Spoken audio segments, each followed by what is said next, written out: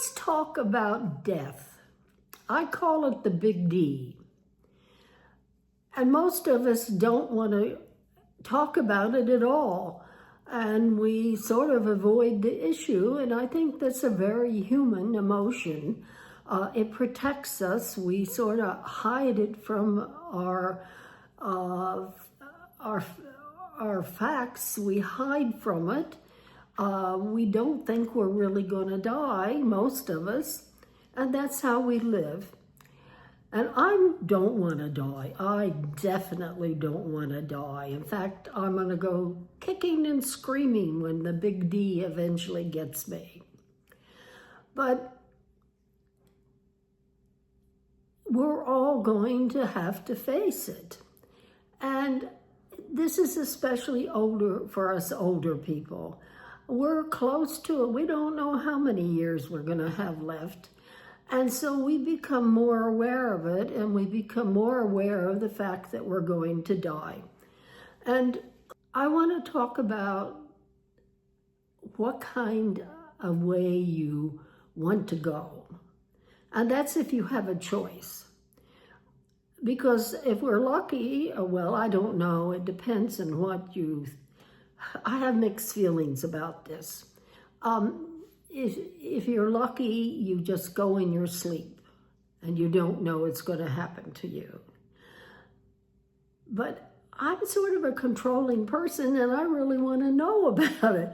But that means I'm going to be suffering, because usually the type of death that you know you're going to die within a certain period of time is you're suffering from a disease that's going to cause you pain.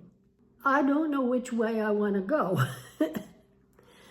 But the point is, if we do know we're going to go, then how are you going to handle it?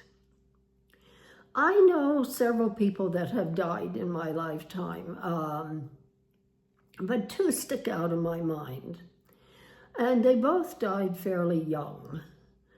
And one of them, it was just a shock. And he had about 4 months to live. He was predicted to have longer to live, but he was given about 4 months to live. And he just didn't handle it well. He was still too much in a state of shock. And also he was thinking that he was too young to die. And it just was a shock, and he really wasn't with everybody. And he really didn't live well the last 4 months of his life. And then there's another person. And she planned out her funeral. And she planned everything. And she knew she was dying.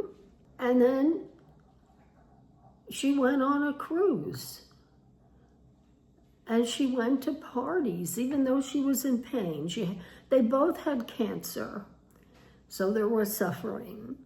She just planned out her death, and then she lived while she was still alive. And that's how I want to be. Now, because I don't really want to die, and I'm going to fight it, I am concerned that I will be the type of person that goes into a state of shock and doesn't deal with it well.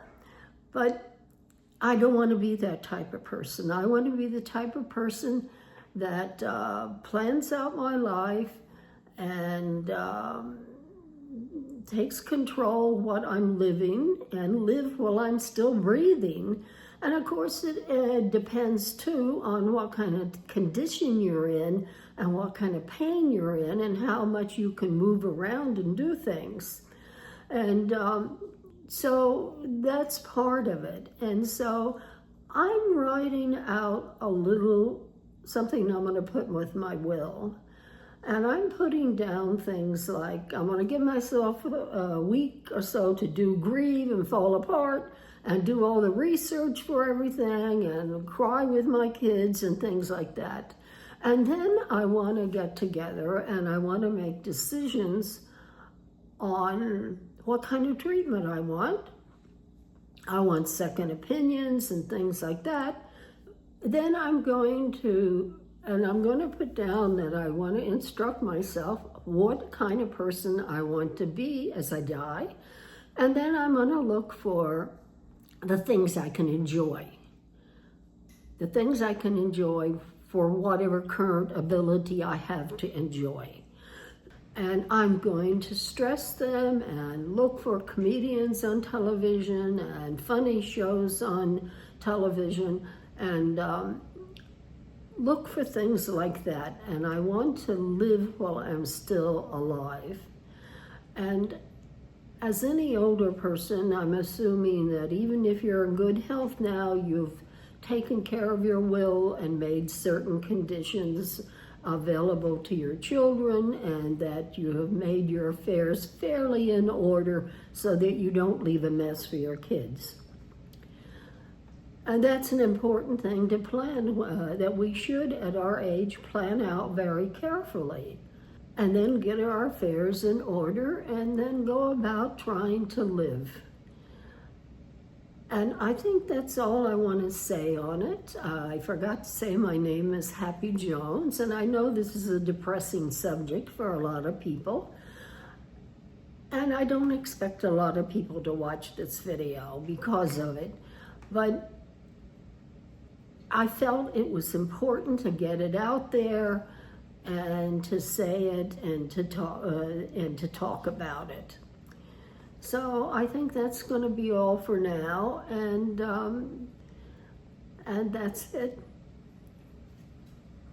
Bye.